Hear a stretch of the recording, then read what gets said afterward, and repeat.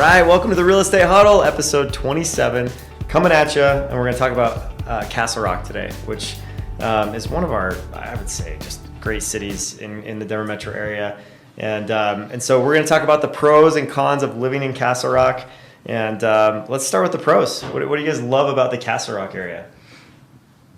The Castle Rock. That's the first thing that I think of. There is a Castle Rock? Yeah. There's a castle. I know, Castle. But they don't. You know, are you from here? Cherokee. Yeah, no, it literally is a big old rock. They have a lit up star where they do like a little ceremony kind of festival once a year. But year round, unless it's like the dead of winter, you can hike it and climb up on top, and it's like a great view just looking over like downtown Castle Rock, seeing all the mountains. So that's the first thing I think of.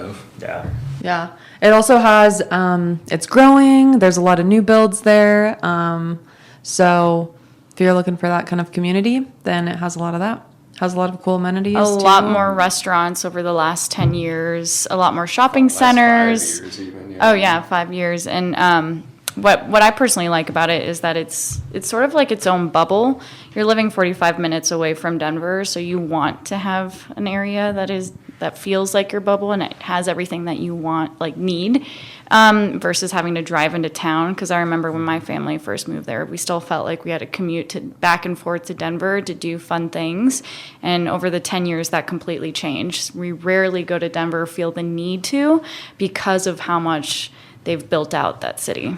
Yeah. People will tell you, and online it'll say it's 30 minutes to Denver from Castle Rock. Unless you don't care about the police and you're flying at 3 a.m, you're not going to make it there. It's really like minutes. 45 minutes. Yeah, it's 45 minutes. With traffic, for Although sure. I will say they just fixed that stretch of I-25 because it used to be a nightmare when it was under construction and when it was like messed up. So that is a pro, I would say, is that stretch of I-25. They did a lot of construction. It's a lot better now. And like going up to Denver. I agree. And what Kristen said earlier, a lot of new builds, they do have a lot of new build construction. But what I also like about the older homes is you get a lot of house for the same price as if you would if you were living closer to, Denver, like Highlands Ranch or Littleton. You just get a little bit more square footage. Dry till you qualify. Right, that's what we say.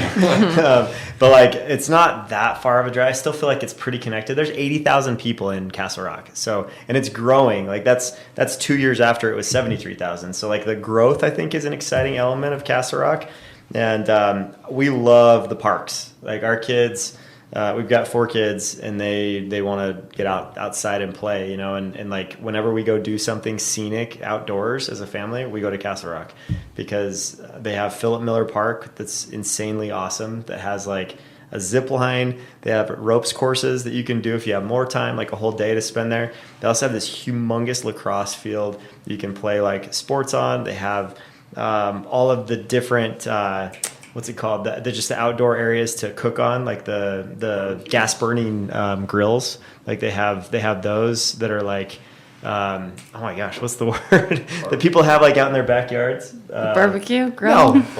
No, what's the word I'm looking for? All the grilling I do. Fire pit. It's a fire pit. We gotta crop that out. They're fire pits, but you can also cook on them, which is kind of cool. But they're just community type things. You don't have to reserve them or anything. You just show up and you can just hang out at the fire, do some s'mores, whatnot. So yeah, I think that's a cool element of it. They also have a humongous playground with a big slide that's 100 feet long. And so my kids love that. But then right next to it, there's an incline. And it's an awesome incline up. It's probably 100 steps up for that one. And then it's zigzag switchbacks all the way down. And so you can if you're really crazy, we see people triathletes running up, and then jogging down the switchbacks and then doing that over and over again a couple times. But we just like to walk it and go, and take our time and it's a good warm-up to the incline in Colorado Springs. Yeah, right. It's about half the size of that one, right? Yeah. So, and then they just opened a rock climbing wall there recently, so that's fun. A huge gym, right? Yeah. Brand new gym.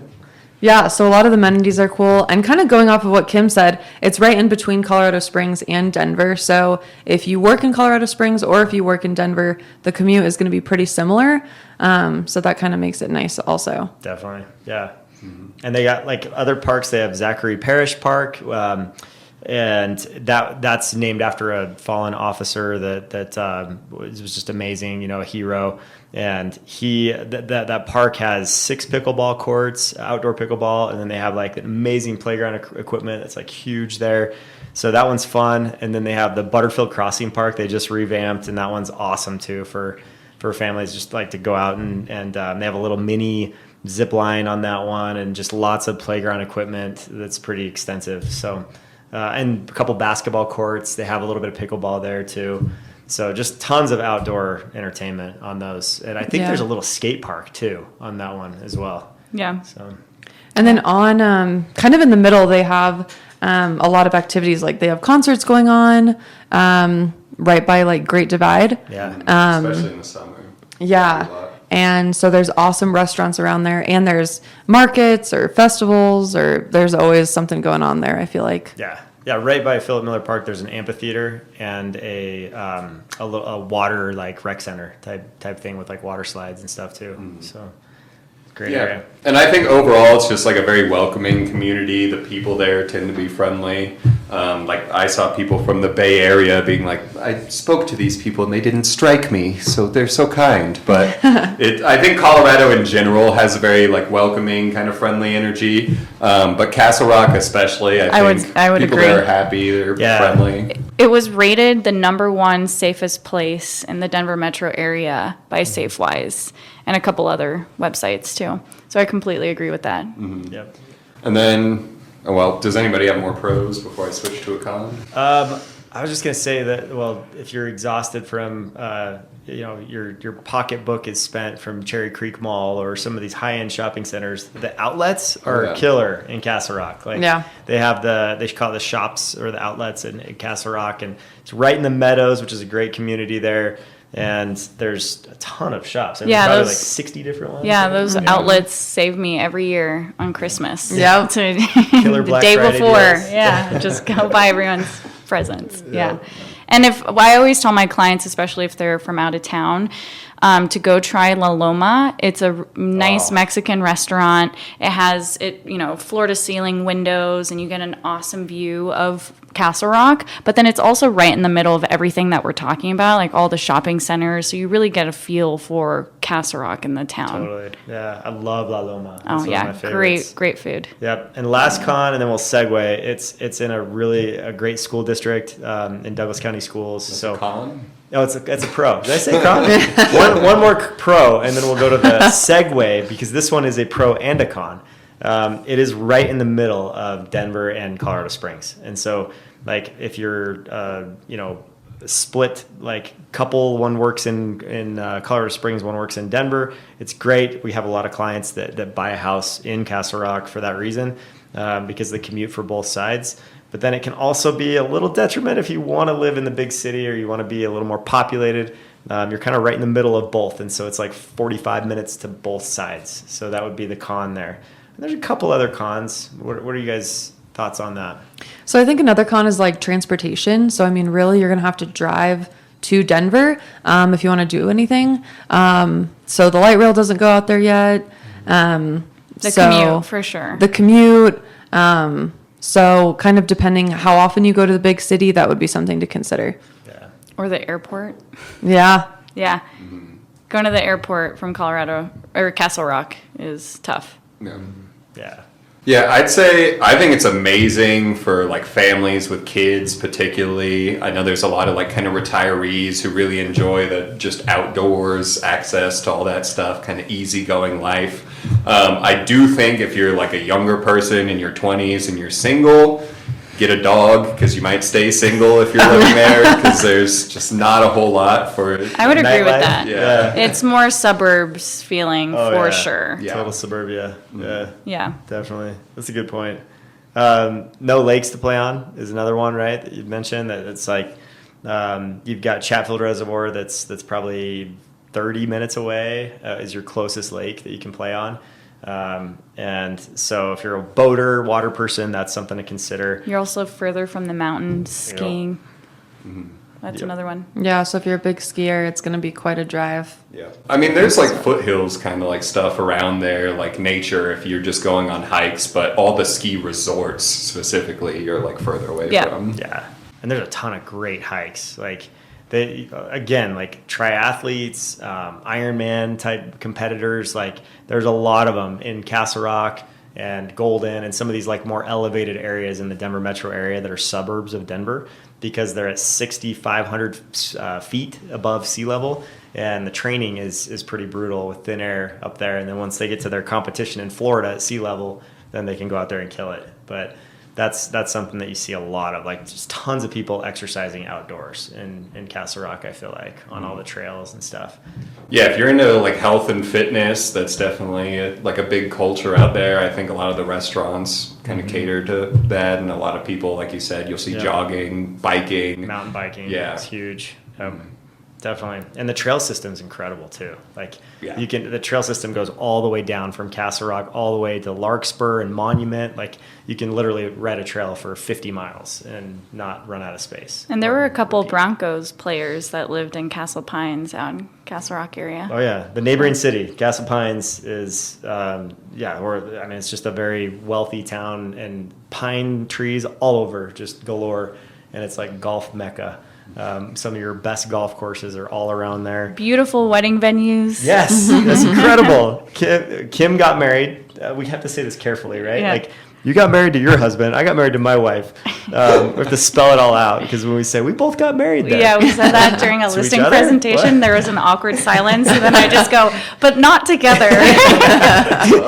And then ever since then, it's just been a joke. A few years apart too, but yeah, so there's just some great places there that are beautiful, like scenic places, and honestly, like not just the golf courses, but other wedding venues and like places for receptions, like around town. There are restaurants that are awesome. La Loma is just, And if you're ever doing like engagement photos and you want that mountain feel without having to drive all the way, Castle Rock has awesome places for lookouts and stuff like that for photos. Definitely. It's just very scenic.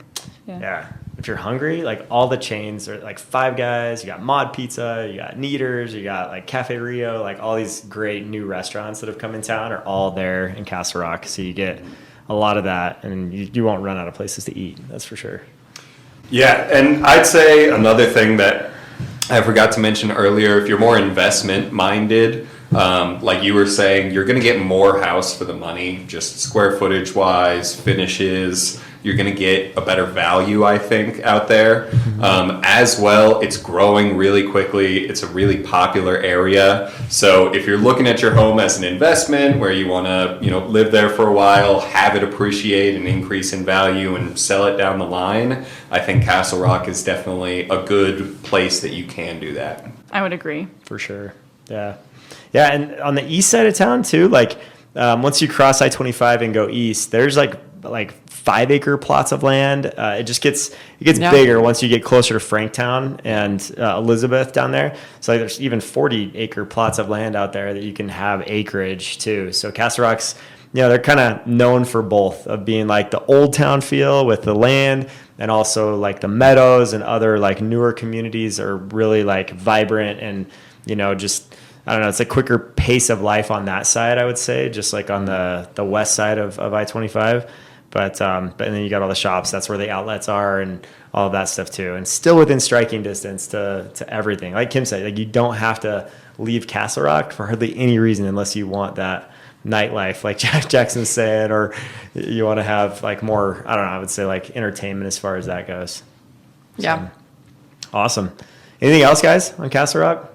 No, I think we covered everything. Okay. Yeah. All right. Hopefully you found this valuable.